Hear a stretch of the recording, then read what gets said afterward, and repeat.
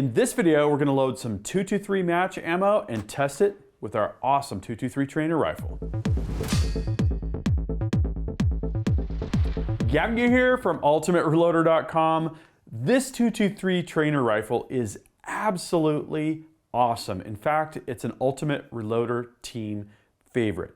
223 is very, very versatile. We can run varmint ammo that we've loaded. We can run a ton of factory ammunition. The rifle is super light recoiling, and it is an absolute laser beam. We had an after-work competition with this rifle, and two of us were shooting in the ones, like .173 for 3-shot groups during that competition. Okay, so the rifle is awesome. We also did a story where on a single stage press setup, we replicated the load. We've got 24.7 grains of Vihtavuori N140. We've got the Berger 77 grain OTM bullets, brand new Lapua cases, and Federal 205 small rifle primers. With that 24.7 grain load, we nicely matched the performance of the factory ammunition.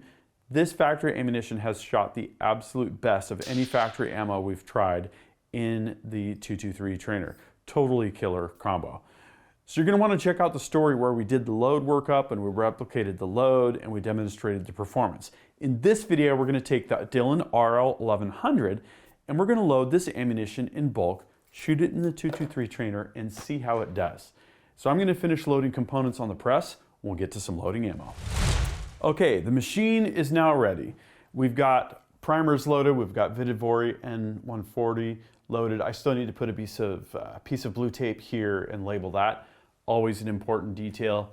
Put the cases in. The case feeder has run up. Now, one thing that I'm mindful of when we're doing this loading is we're going to have to dwell when the tool head is at the bottom of its stroke, because N140 is a stick powder. It's going through a 22 caliber funnel in that powder drop, and that means we could get bridging. We're going to do a little bit of a listen, wait until we hear the powder finished with its drop, and then kind of continue. If we went too fast, we could potentially have powder that's still dropping, and obviously that's going to just make a big mess. We ran through a dummy cartridge and confirmed all of our settings. We've got a Lyman ammo checker here. That gauge is good. So I'm going to go ahead and get the press run up.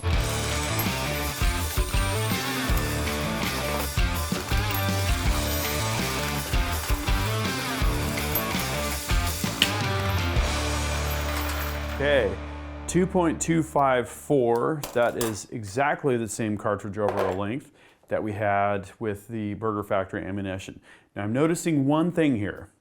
We've got a slight ring on the bullet where our cedar plug is contacting the bullet. And I think in order to enhance this setup, if I had it on hand, which I don't have down here at the shop, I'd put a mandrel in place to open up the neck just a little bit. Lapua cases typically run a little bit undersized. So with the mandrel, you're gonna ease that neck tension a little bit and prevent that ring from forming as strongly.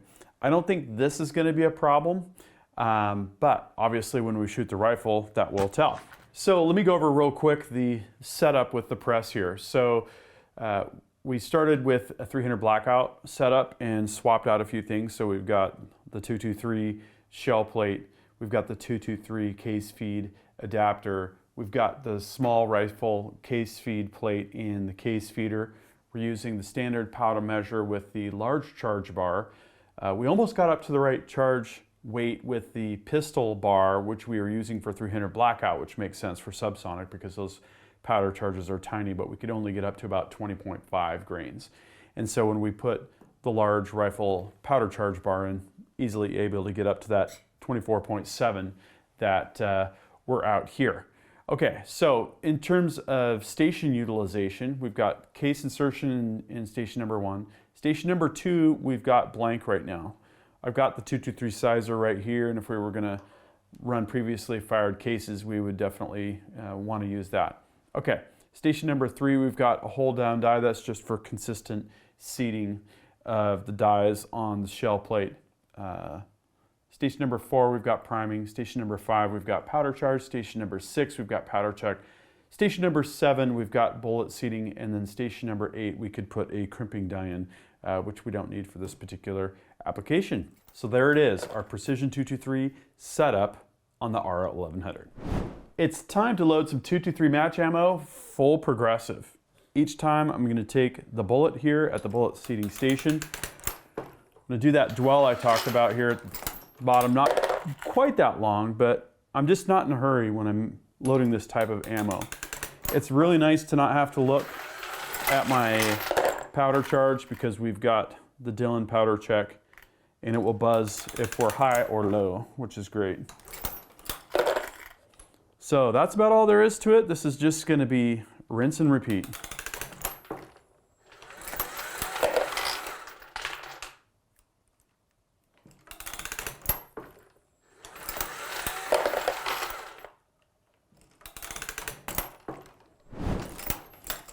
Okay, so we've loaded a bunch of ammunition. I think now it's time to see how this is gonna do at the range. Well, I'm back from my shooting trip. I started the day up at the Ultimate Reloader Ridgeline Range. I drove up in the side-by-side. Beautiful morning, little bit of wind, and I recalled, hey, I need to sight this thing in. So the very first thing I did with this ammunition was to do a bore sight. You know, where you take the bolt out, you look through the bore, you center up the piece of paper at 100 yards and you hold the rifle steady. It's easier with a bench rest. I was just shooting with this bipod and a Game Changer rear bag. I got things kind of lined up and I dialed the scope so that the crosshairs were in the middle of the sheet of paper and went back and forth between the bore and the scope, making sure everything was steady and agreed.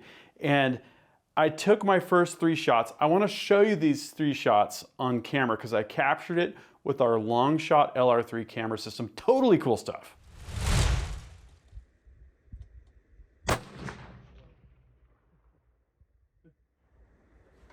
That was a very sensitive trigger.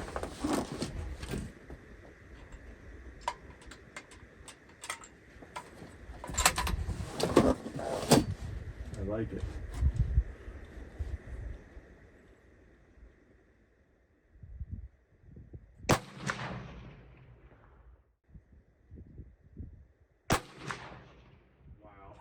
You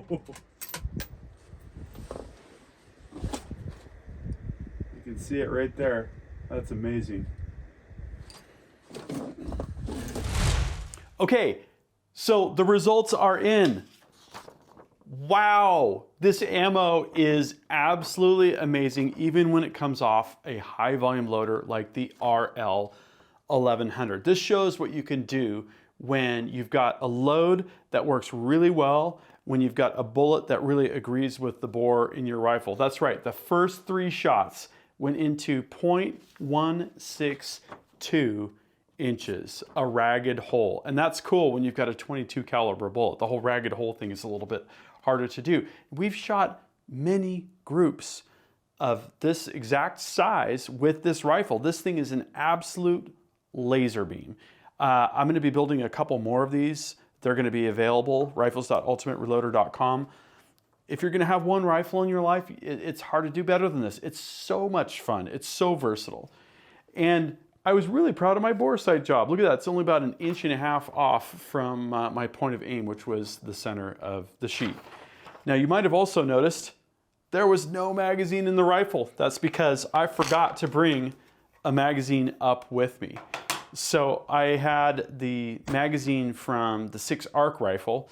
I put it in and I had to just single round load. And because of the way that the round sat on the top of the magazine, I had to tip up the cartridge each time. So I hand loaded all these rounds. I shot a few 5-shot groups after that. And here we have a 5-shot group, 0.384 inches. You can see I got a really good final 0. After I shot these first 3 shots, I dialed over to where the impacts were and got my 0 corrected. 0 Tech, 4.5, is that right? Yeah, 4.5 to 27. This scope works really, really well. I loosened the turrets, got the zeros reset. And so this rifle is absolutely ready to go. And I am absolutely loving it. So I didn't have a chronograph with me. That's going to be the next step, is to see, okay, with the regular powder thrower, we know we're going to see a little bit more standard deviation and more extreme spread. How much are we going to see? That's a good question. We know the rifle shoots with this ammo really, really well. The question is, as we go out further, are we going to get more vertical shot dispersion because of a larger standard deviation, a larger extreme spread? I would expect that. I would also expect that if you're entering a PRS match in the TAC class, this particular rifle with this ammo is going to be absolutely awesome.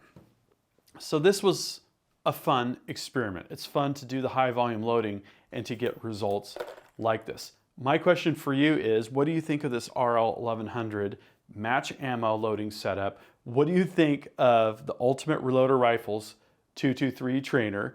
I personally feel like this might be my favorite rifle of all. It just is so easy to shoot accurately. You know, to be able to shoot in the ones for a 3-shot group, first 3 shots of the day for sight in and not have a bench rest, that was just a bipod and a rear bag. That is so satisfying, I can't even tell you. So I'm gonna do a little bit more work with this setup. Perhaps I'll gather some velocity data to see where things are at there. Thank you for watching. If you want to know more about this rifle, rifles.ultimatereloader.com, you can get on the wait list there. Thank you very much for watching. That concludes this video, and that means it's time to wrap it up. I hope you enjoyed this video. Don't forget to like and subscribe. Also, we're on Facebook, YouTube, Rumble, where we've got unrestricted content, and Instagram. Make sure to follow us on all those channels. Ultimate Reloader also has a commercial solutions division serving law enforcement, the military, and the gun industry. We have some unique capabilities, including a comprehensive suite of recoil testing and evaluation capabilities, trigger profiling, and more. If you're interested in custom rifles like what we build here on the channel or gunsmithing services, you're going to want to go to rifles.ultimatereloader.com and get on the wait list. If you want to learn lucrative gunsmithing like what I show here on the channel, including building custom rifles in Cerakote plus a whole bunch more, you're going to want to check out the Colorado School of Trades, schooloftrades.edu. Thanks again for watching.